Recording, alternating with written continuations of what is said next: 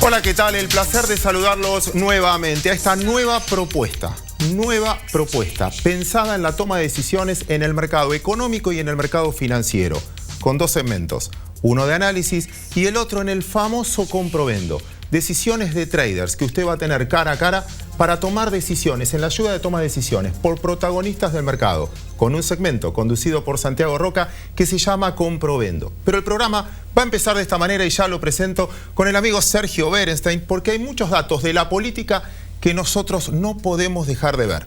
Sergio, bienvenido. Un placer, Claudio. Muchas gracias por tu participación. Y vamos al grano, porque es el programa corto.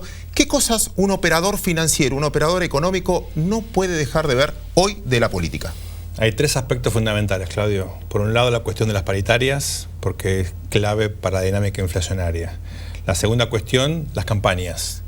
Hay quienes están fortaleciéndose, quienes están debilitándose, y el transcurso de estos próximos días, de las próximas semanas, va a ser determinante para entender la grilla de partida. Y el tercer elemento, entender qué va a pasar después, qué están pensando los candidatos o equipos económicos, porque el juego de expectativas es central para entender lo que está pasando. Me dejaste picando eso de juego de expectativas. Desde el lado de los mercados nos encontramos con precios que están mucho más cerca de los máximos históricos que de los mínimos.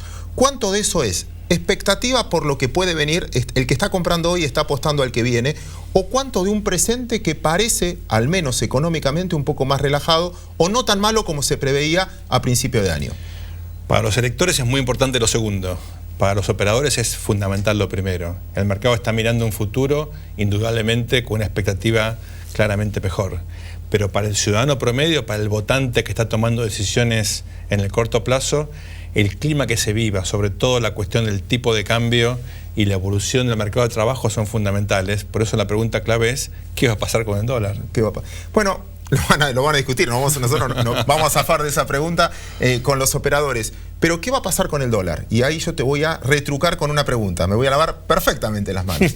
¿Es una decisión económica o finalmente cada decisión económica hoy no está escondida la política atrás? La discusión de las paritarias en el fondo es una discusión política. La discusión del tipo de cambio, el reconocimiento o no o cepo, también es una discusión política. El tema de la deuda, cuando no, es una discusión política. Te quedó la pelota de tu lado. Está totalmente imbricado, Claudio. Obviamente, la manera de entender la política económica de este gobierno en particular es mucho más política que económica. Están mirando las elecciones, están mirando el liderazgo de la presidenta, que está altamente relacionado precisamente con el ciclo de corto plazo y con las expectativas de los ciudadanos. En ese contexto, lo que miran los políticos, los que creo yo están más competitivos, es si el dólar se va a mantener, o la expectativa sobre el tipo de cambio se va a mantener como ahora, o va a haber algún cimbronazo en algún momento del tercer trimestre. Ojo con esto, porque las primarias son el 9 de agosto y las elecciones son el 25 de octubre. Es un trimestre clave. Ahí la gran pregunta es si se va a mantener todo con esta especie de pax cambiaria o si puede haber algún ruido, no en el tipo de cambio oficial, pero sí en la brecha. Hay un segmento de clase media, Claudio, fundamental para estas elecciones, que todavía no tomó una decisión clara, que puede ser determinante en primera o en segunda vuelta, para el cual la volatilidad del mercado marginal puede ser fundamental. Ahí lo entiendo. Déjame decirte del lado de los mercados que el operador financiero hoy está trabajando con un dólar parecido a lo que vale el contado con liquidación. Desde ese punto, tiene asumido un dólar que no es el oficial. Quizás el fabricante, el importador que tiene acceso sí, pero la mayoría de la sociedad que toma decisiones financieras ya tiene incorporado un tipo de cambio no tan parecido al oficial. Olvídate del tipo de cambio oficial, Claudio. Acá la clave es la volatilidad del paralelo. ¿Hasta qué punto la gente se va a dormir pensando cuánto está el dólar o sabiendo que puede estar en un valor determinado, le puede gustar o no, puede acceder o no, pero por lo menos está estable?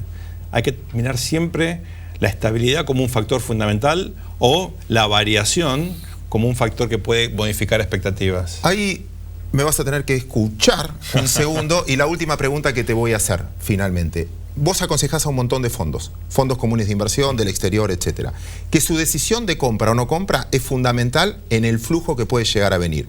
Los ves, hoy todos sabemos que la participación es casi cero en Argentina. Así es. Lo ves esperando mucho, van a esperar, se van a adelantar después de agosto, octubre, o van a esperar los primeros días de gestión? ¿Qué percibís? Algunos no pueden comprar porque piensan que Argentina sea un mercado emergente para meterse con todo. Los que sí están mirando o metiéndose son fondos un poquito más flexibles de frontera, que ven a Argentina como una gran oportunidad.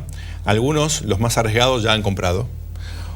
Creo que lo que vamos a ver acá es un punto de inflexión a partir de agosto. En función del resultado de esas primarias, si se afirma la idea de un cambio de régimen, me refiero a la concepción de política económica que va a implementar el próximo gobierno, podemos tener claramente decisiones previas a las elecciones de octubre. Por último, ahora sí voy a presentar el comprovendo y te voy a comprometer con una respuesta simple. Para empezar, el comprovendo. Comprovendo es todo lo que hablamos de información, cómo los operadores lo trasladan en el mercado secundario, en la inversión o desinversión. Suponete que la Argentina es una acción, es una empresa, representada en acciones y nosotros somos accionistas. Mirando a 2 años, ¿sos comprador de Argentina, sociedad anónima? Claramente. Claramente. Sin ninguna duda. Ahora lo vamos a pasar a Santiago Roca, con él vamos a conversar ahora. Él va a dirigir el debate con nuestros operadores. ¿Vale la pena? ¿Argentina es un buen trade? Después de la pausa. Hola, ¿qué tal? ¿Cómo están? Bueno, y recibimos al comprovendo en este primer programa de la Bolsa Hoy. Y la recibimos a Paula Penro. ¿Qué tal, Paula? ¿Qué tal, Santiago? ¿Cómo estás? Rubén Pascuali. ¿Cómo te va? Buenas noches. Y Leonardo Chialba. Ellos van a hacer el debate del comprovendo y arrancamos con Paula. Y Paula, ya te digo que tenemos expectativas por las elecciones, pero los bonos tienen quizás un condimento especial que es la tasa de interés. ¿Cómo estás viendo? Bueno, todos los activos argentinos desde agosto del 2013 vienen en un rally ascendente que básicamente sustentado en lo que hablaban recién, la expectativa de un cambio político a partir de diciembre del 2015. A esto se suma, para lo que son los títulos de deuda argentinos, un mundo con las tasas de interés muy bajas, donde un bono de Argentina rinde un 8,5%, un 9% en dólares, mientras que los rendimientos de similares títulos en el resto de la región tienen rendimientos del 3 o 4%. Pero lo importante también para quien compra un bono no es solamente que rinda más, sino si la capacidad del emisor de poderlos pagar se ha modificado, y creo que la Argentina, con lo que sí se enfrenta al nuevo gobierno, va a ser con un nivel de endeudamiento muy bajo. Ese es el principal factor a favor de comprar bonos argentinos. ¿Y los holdouts y Griesa está dentro de tu análisis? Bueno, obviamente es un tema, pero vos fijate que el año pasado decíamos que ya para el 2015 había una gran parte del mercado que esperaba que iba a haber un arreglo, y no hubo tal arreglo, se ha postergado en el tiempo, y sin embargo los títulos argentinos han continuado subiendo, ¿no? Hay una expectativa de que el arreglo va a llegar en el 2016, pero me parece que hoy por hoy el temor a lo que puedan hacer los holdouts, había un riesgo muy grande de aceleración de bonos que nunca se plasmó. Entonces me parece que da la sensación de que vamos a poder llegar al 2016 digamos, sin ningún problema por ahí. ¿Cuál es el comprovendo dentro de los bonos para los inversores que no tienen mucho que ver con el mercado? Yo creo que para los inversores más conservadores, el Bonar 10, que es un bono que vence en el 2017, es una propuesta muy atractiva. Y para quienes soportan un mayor nivel de riesgo, el bono que claramente me gusta más es el discount en dólares, legislación argentina, que es un bono que, además de devengar una tasa de interés muy alta, se vería muy beneficiado en un escenario de normalización financiera el año que viene. ¿Y vos no crees que con el nuevo gobierno el I-24 tiene más tranquilidad el inversor? Sí, el Bonar 2024 también es un bono que es atractivo. Me parece que es donde el gobierno está haciendo colocaciones ahora. Entonces puede ser que se vea un poco más pesado el mercado en ese tramo de la curva. Es de hecho lo que hemos visto en las últimas 2 semanas. Y prefiero ahí estar colocada en un bono un poco más largo, como es el discount en dólares, legislación local. Rubén, nos toca ver la parte accionaria, y la parte accionaria sabemos que en este primer cuatrimestre tuvo una suba muy importante, tanto en pesos como en dólares, y hoy decimos, con las expectativas que hablaba recién Claudio con Sergio Berestein y las elecciones, ¿cómo lo ves? 43% subió la bolsa en estos primeros 4 meses y 9 días de mayo. La verdad es que si no tenemos las elecciones y no tenemos la política por medio, es difícil justificar algunos precios. La verdad es que me da la sensación que entramos en una zona donde hoy los inversores para pagar, más allá de esta apuesta que hubo de algunos fondos, como bien decía antes Sergio, en un mercado tan chico el flujo de fondos es importante. Y eso es lo que vimos hasta acá. Pero me parece que se necesitan más definiciones y que vamos a entrar en un compás de espera a medida que nos acerquemos a las pasos para superar estos valores. Si realmente se visualiza un cambio, creo que hay mucho para crecer. Por eso comparto aquello que decían y que concluyeron en el bloque anterior diciendo compro Argentina para 2 años, pero de corto plazo mi visión es un poco diferente. Leonardo, estamos mirando un mercado que en estos tiempos tienen expectativas, pero en el hoy estamos viendo una lateralización. ¿Y esto cómo lo ves? Sí, lateralización bajista. Ya vemos que algunas acciones han caído un lindo 20%. Y me parece que comparte un poco los criterios de que a comienzo de año hubo una expectativa muy alta de que se venía el cambio y me da la sensación de que todo se va tiñendo de naranja, ¿no? El naranja se va posicionando por sobre el amarillo y eso hace, sobre todo los inversores internacionales, tomen una visión de pausa. ¿Qué es lo que yo estoy viendo? Yo veo que el año pasado hubo entrada de plata genuina, lo vemos en la alocación de los fondos de afuera. Este año, sobre todo el rally a partir de febrero y marzo, lo que vi, que es un concepto técnico, pero básicamente es el cierre de posiciones cortas. Es decir, todos los que estaban jugando negativo a la Argentina tuvieron que salir a retomar sus posiciones porque se venía el cambio. Me da la sensación que en la relación de riesgo-retorno, coincido con Paula y con Rubén, en que las acciones tal vez se excedieron un poquito, que la realidad los va a llevar a hacer algún tipo de pausa y hay que privilegiar la renta fija, los bonos. O sea que Paula entonces tiene quizás la parte más linda del debate, o sea que los bonos son los que te dan más seguridad. Sí, creo que es tiempo de empezar a afinar las apuestas para la Argentina. Llevamos 1 año y medio donde todas las apuestas iban en el mismo sentido, va a haber un cambio.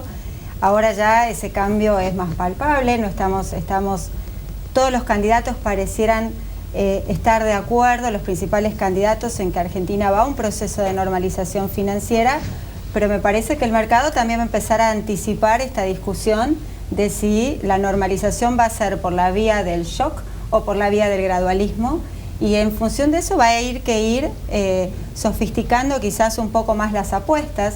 Puede ser que, como dice Rubén, tengamos mucha más volatilidad en lo que es la renta variable. Creo que los inversores conservadores en los bonos van a estar relativamente tranquilos, pero yo creo que es eso, tiempo de ser un poco más preciso en las apuestas. Y con respecto a las acciones, si nosotros decimos que el mercado de dólares está tranquilo, no está flat como se dice, y el otro va a estar más volátil cuando el amarillo triunfe o cuando el naranja lo pase por encima, ¿esto le dará movimiento? Mirá, Santiago, hay cosas que parecen que van a ser inevitables gane quien gane las elecciones. La mayoría de los analistas te dicen puede haber algún deslizamiento en el tipo de cambio oficial, creo que eso hay consenso, que va a haber un reajuste tarifario también. Probablemente también se van a normalizar las estadísticas del INDEC. Entonces, llevado al mundo de los bonos, también hay una apuesta a los bonos ajustados por ser. Ojo que esta es una perlita, todos miramos los bonos en dólares. Allí aquel que quiera arriesgar un poquitito, allí hay oportunidades. Y yendo al mercado accionario, ojo que también en el escenario internacional se viene un aumento de suba de tasas de interés. Es un debate bastante más extenso, no nos va a dar el tiempo. El Merval, 58% lo representa el rubro petrolero. Y aunque parezca mentira, Petrobras Brasil, con todos los problemas de corrupción que tuvo, en el mercado local subió un 31%, YPF solo el 15%. Leonardo, ¿cómo estás viendo? Y a ver si coincidís con Rubén, o estamos viendo realmente una Petrobras Brasil que domina el mercado del Merval. Sí, coincido, creo que después de la fuerte recomposición, es decir, Petrobras ante el último escándalo estaba entre 12 y 16 dólares cuando parecía que perdía Dilma, después vino el desplome, y me parece que puede recuperar esos 12 dólares.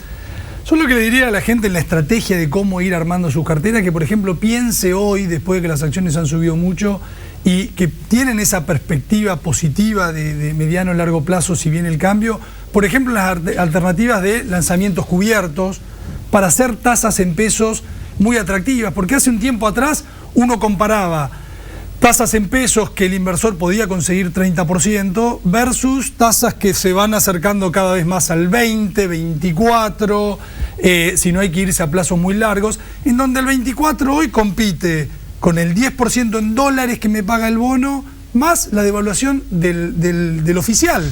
Con lo cual, hoy casi que están equilibrados la tasa en pesos con la colocación del bono en dólares. Prefiero el bono en dólares. Entonces, para ir a obtener una tasa en pesos más atractiva, puedo mantener mi posición en acciones y no soy un trader que está muy activo, pero puedo lanzar calls de manera de... Ahora, Leonardo, vos me decís, estoy lanzando para tener una renta en pesos para competir con el dólar. Entonces, ¿compro o vendo?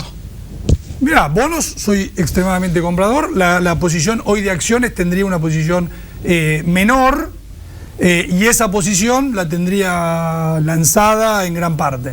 ¿Rubén? De julio para adelante soy comprador de cualquier activo dolarizado, incluso acciones que se puedan beneficiar con algún tipo de deslizamiento. Porque creo que cuando nos acerquemos a las pasos tenemos muchas experiencias de elecciones, vos también, y sabés que ahí puede haber algún tipo de movimiento. Y Paula, realmente, como vos tenés la parte más equilibrada del debate, los bonos, sos compradora. Soy compradora de bonos claramente, y creo que en el corto plazo hay que seguir mirando algunas opciones de pesos de acá hasta julio, claro, ¿no? A partir de julio también coincido en que hay que ir mirando más las encuestas. Estamos en un mercado muy volátil, un mercado de encuestas, hay que ir mirándolas de cerca y bueno, es un año para estar con carteras bastante más dinámicas. Bueno, y entonces en este nivel de equilibrio que tiene entre los tres, porque evidentemente estamos viendo que son muy cuidadosos, el compro-vendo se muestra quizás para la semana próxima con algún nivel de expectativa. Bueno, yo creo que ahora hay que mirar de corto plazo lo que le está costando al mercado digerir la última emisión de bonos del Bonar 2024, y además estamos dentro de un contexto de reacomodamiento en las tasas internacionales bastante importante, y entonces creo que yo de corto plazo miraría eso, algún tema con si puede haber algunas colocaciones adicionales y que eso pueda mantener un poco de pesadez, ¿no? Que es lo que estamos viendo en las últimas ruedas en el mercado. Y esa pesadez que marca Paula en las acciones también se ha notado, y los bancos que habían tenido un rally muy bueno bajaron un 20% promedio. ¿Cómo lo ven?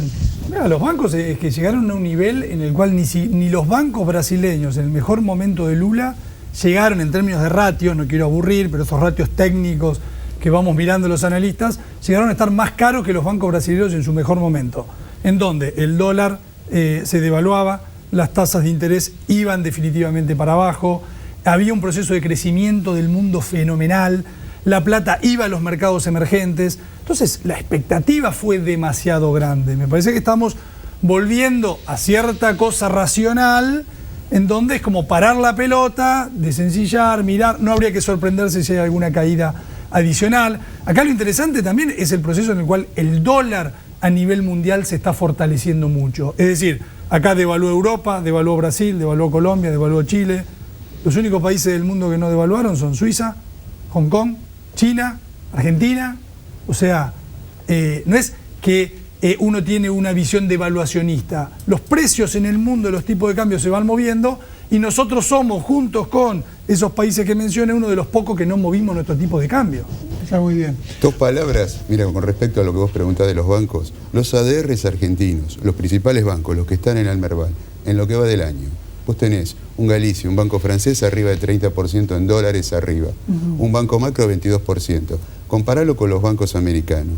El Banco of America 4% arriba, el Citigroup menos 0,2%, el JP Morgan menos 8%. Entonces, bueno, esto te está mostrando que hubo bastante interés por un tema de expectativas en los bancos argentinos. Por eso nuestra cautela.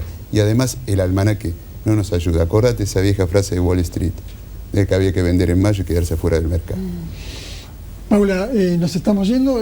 La semana próxima nos volveremos a encontrar en este espacio, ¿no? Rubén, gracias, y Leonardo, gracias. Por favor.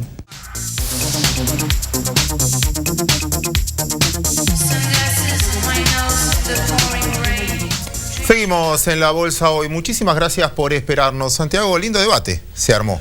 Me pareció muy interesante el equilibrio que hubo entre los tres, ¿no? Y bueno, la ganadora me parece que fue Paula, porque los bonos tienen más estabilidad y la volatilidad que tienen las acciones. Es quizás factor común, ¿no? Entre los tres. Era con las acciones, bien, a largo plazo, de corto plazo, mucho más volatilidad, o sea, para aptos a esa volatilidad. Los bonos da la sensación de que es una inversión más segura, por lo menos por esta semana, que es lo que se plasmó en el debate. Claro, porque si vos marcás que en el mundo hay tasa cero, una tasa del 9% es un tazón. Semana esta que seguramente vamos a tener novedades en colocación de bonos, con lo cual puede ser también una oportunidad para el inversor tenerla en cuenta, obviamente bajo los consejos que también nos daba Paula. Pero un punto muy importante, para incluirlo usted también, porque a veces parece que el mercado de capitales es solo para gente muy especializada. Y saben que no, que finalmente cuando uno opera una acción, opera un bono, compra una acción o vende una acción, o compra un bono o vende un bono, en realidad lo que importa es lo que pasa de ahora al futuro. Lo que pasó, están los precios. ¿Cuántos años de mercado tenés? Y como 40. ¿Cuántas de estas viste? Tener la plata en el colchón nunca fue bueno. Nunca fue bueno. Ese es el punto. El pensamiento de este programa, y es por eso que queremos llegar a sus casas, es también prepararlos para que no le tenga miedo al mercado de capitales, que es una muy buena fuente de ahorro. Y sabe una cosa, a ver, Santiago, lo discuto contigo, ¿me aclarás o no me aclarás? Uno de los puntos que me parece centrales en los últimos tiempos, se tocó en el debate hoy aquí en el programa, es la posición de los grandes fondos comunes de inversión del mundo, esos gigantes, que son los que más plata administran, pero no necesariamente los que tienen razón. Por el contrario, gran parte de la revolución fue en los últimos tiempos hasta el fondo de PIMCO, de Bill Gross, donde el gran fondo del mundo hasta cambió de autoridades porque no puede sostener los resultados a largo plazo. Muchas veces en este mercado tiene mucho más posibilidades el que opera de a poco que el que opera mucho. Y el ejemplo lo voy a dar con Petrobras Brasil, que como ningún fondo, por reglamento de gestión, puede estar invertido en una empresa que no esté auditada a sus balances, como no estaban firmados los balances, ¿qué tenían que hacer los fondos? Vender. Vender. ¿Y qué hicieron? Vendieron. ¿Porque querían vender? No, porque no les quedaba otra. ¿Y qué vimos de la acción? Desplomarse de $12 a $5. Más o menos. Más o menos. Después, ¿qué pasó? Presentaron balances auditados. ¿Fue bueno el balance? No. Pero ahora los fondos sí pueden tener. ¿Y qué hicieron? Compraron. ¿Y desde cuánto la llevaron? A $10,20. De 5 a $10,20. ¿Quién ganó? El que se adelantó ese resultado, porque era obvio que iba a pasar eso. Lo mismo pasó esta semana con los famosos bonos que rinden negativo, los bonos de Alemania e incluso los bonos de Suiza. Uno preguntaba, y muchas preguntas de televidentes venían, ¿cómo puede ser que alguien coloque plata a tasa negativa? ¿Escucharon? Yo pongo $10.000, me devuelven 9.980. ¿Es lógico? ¿Lo viviste alguna vez? Yo no. La verdad que la historia de los mercados, desde el 2007 a esta parte, vimos historias nuevas de mercado con tasa cero. Con tasa cero. ¿Pero qué pasaba? Quizás nosotros, usted también, diga, no, yo a tasa cero no la coloco, me llevo la plata y tengo donde ponerla. Pero los fondos que manejan mucha plata no se la pueden llevar a su casa, ni siquiera de ellos, es de los fondos. Entonces están obligados a invertir. Y cuando se puso tasa negativa, uno diría, bueno, hay que vender ese bono, no tiene sentido tenerlo. A la larga va a entrar la racionalidad, y es lo que terminó pasando. Por eso, informarse, y es lo que pretendemos de este programa, es tratar de sacarle miedo o incertidumbre a lo que uno opera en los ahorros. Por lo tanto, tuviste 40 años de mercado, viste de todo, si estás acá es que se puede ganar. El comprovendo creo que va a dar muchos resultados para los próximos programas. Ojalá, ese es un desafío que tenemos a partir de este programa, La Bolsa Hoy. Agradecemos mucho a la Bolsa de Comercio de Buenos Aires que nos ayuda precisamente con esto y además tratar, repito, el desafío con sus preguntas, que ya se va a enterar por las redes sociales, etcétera, y su participación, orientar los debates para que debatamos no temas macroeconómicos, temas que nos quedan lejos, sino el qué hago con el dinero, el famoso compro-vendo. Te dejo una picando. A ver. Para la próxima. A ver, desafío. Si gana el amarillo o si gana el naranja, ¿el mercado va a tener volatilidad o va a tener una suba importante?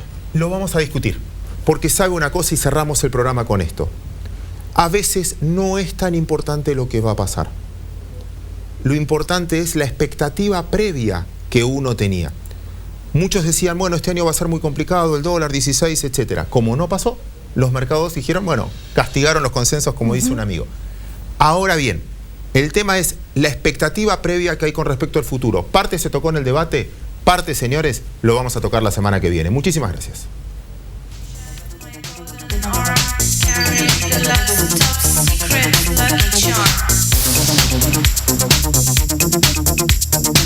Sunglasses in my nose, the pouring rain. Dream